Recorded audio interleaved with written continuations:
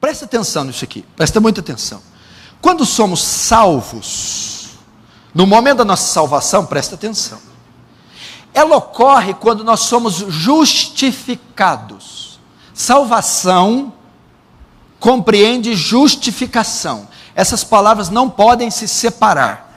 Não existe salvo sem ser justificado. Todo salvo é justificado. E todo justificado é salvo. É simples. Paulo coloca a figura aqui de um tribunal. Pecadores são criminosos. Os crimes são quebrar a lei de Deus, o evangelho, os mandamentos. A sentença, a condenação, a pena de morte, morte eterna. Quando o evangelho é exposto, a mensagem do evangelho é pregada ao penitente, ao pecador, ao impenitente, ao pecador, ele responde com fé a mensagem. Quando ele responde com fé ao pecador transgressor, naquele momento ele é justificado. Ele está num tribunal, condenado pelos seus crimes. Mas quando ele crê, o juiz, que é Deus, bate o martelo e dá uma sentença favorável para ele. Absolve ele dos pecados. Declara ele legalmente justo, porque ele creu. Naquele momento que ele creu, o juiz bateu o martelo, cancelou dele a dívida, apagou os pecados, os crimes. Naquele momento ele foi justificado. O que significa isso? Declarado legalmente justo, sem pecados. Não que ele não vai cometer, mas ele não carrega mais a culpa. E uma vez tendo livrado a culpa, ele não pode mais ser condenado. Naquele momento ele está salvo. Seus delitos foram pagos, sua culpa foi tirada. Agora ele é declarado no tribunal de Deus legalmente justo, sem culpa, está salvo. E como acontece isso? Pela fé. Romanos 5:1, justificados, pois, pela fé. Quando eu creio no sacrifício glorioso de Cristo na cruz, vida, morte, sepultamento, ressurreição. Naquele momento meus pecados são transferidos para Cristo. A justiça de Cristo é transferida para mim. Naquele momento eu sou justificado.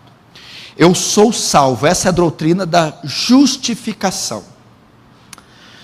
Logo em seguida ocorre outra obra da graça. Note que o pecador agora foi livre dos seus crimes. Deus tratou com o passado dele, a culpa do pecado. Agora Deus vai tratar com o presente, o poder do pecado. É a obra que chamamos santificação. Ele tirou a culpa, agora ele vai tirar o poder, o domínio, a força do pecado na vida, na carne do crente. É a doutrina da santificação. O que é a santificação? Ele livra da culpa o aspecto moral, jurídico. Agora o aspecto prático, a prática do pecado. A santificação é o processo de separação do crente, de mortificação da carne, mortificação do pecado, mortificação do velho homem. O que é a mortificação? Exercer domínio sobre os impulsos carnais. Exercer domínio sobre as inclinações pecaminosas. Santificação é o processo de separar o crente do pecado, separar do mundo. É o processo de purificação, limpar o crente dos aspectos pecaminosos. Santificação também é o processo de transformação. Agora ele vai pegar aquele filho de Adão, que tem características genéticas, hereditárias de Adão, e vai colocar nele características de Cristo. É o processo de transformar um homem à imagem de Cristo. O que a imagem de Cristo compreende? As bem-aventuranças, puros de coração, os que choram, os misericordiosos. O que é a imagem de Cristo? Os frutos do Espírito, longanimidade, benignidade, mansidão. É o processo de colocar os atributos morais de Cristo no crente. Isso é santificação. Ser puro, ser separado, ser transformado, ser separado do mundo e para Deus. Todavia, presta atenção, aqui que alguns tropeçam. eu não sou santo. Por quê? Porque eu peco. Eu não tenho crescido em santificação. Por quê? Porque eu peco. Sem santidade ninguém verá Deus. Eu não vou ver Deus. Por quê? Porque eu não sou santo. Por que você não é santo? Porque eu peco.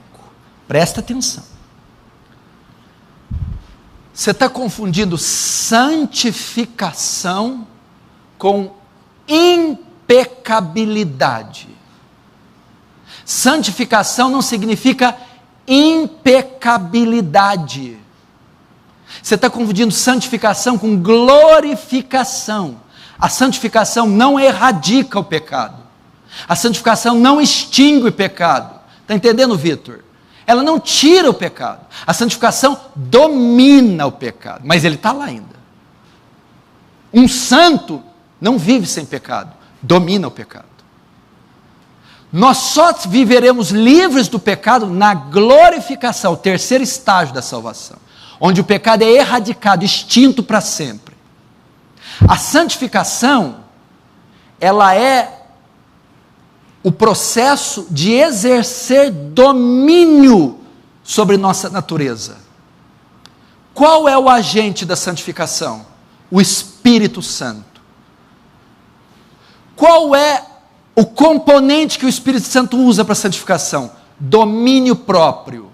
O que é domínio próprio? Um dos frutos do Espírito.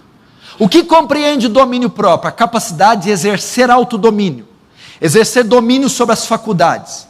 O Espírito Santo, quando habita no crente após a conversão, dá ao crente a capacidade de exercer domínio sobre as inclinações pecaminosas: cobiça, ira, lascívia, desejos sexuais, mentira, ódio, vingança. Isso é santificação, ok? O poder de exercer domínio sobre nossa natureza.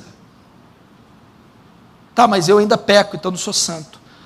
A santificação é uma obra imperfeita. Ela é imperfeita. O que significa? Significa que eu exerço domínio, mas às vezes eu perco o domínio, caio. Isso não significa que eu não sou santo, nem que eu não sou salvo. Eu apenas perdi a batalha naquele confronto com o pecado. E muita gente acha que não é salvo, que não é santo, que não é justo, porque peca. Porque confunde santificação com impecabilidade. Santificação não é se tornar impecável. Se um dia você vê o pastor Paulo pecando, ele não deixou de ser santo. Você está tendo uma visão errada da santificação. Alguns estão confundindo santificação com glorificação. A santificação não trata com a retirada do pecado, trata com o domínio. Entendeu? E como a santificação é imperfeita, vez ou outra você tropeça. Tenha paz, meu irmão. Enquanto nessa vida você travará uma batalha colossal contra o seu pecado, ora vencerá, ora perderá. Você peca? Peca. Você cai? Cai. Você tropeça? Tropeça.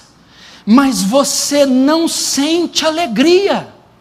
Essa é uma poderosa evidência que o Espírito Santo está em você, que você nasceu de novo. O pecado não te traz nenhuma alegria. O pecado não te traz nenhum conforto. O pecado não te traz nenhum júbilo. E quando você nota que mesmo não vencendo, mesmo sendo fraco, caindo, que ao cair você se entristece, isso é uma poderosa evidência que você é salvo.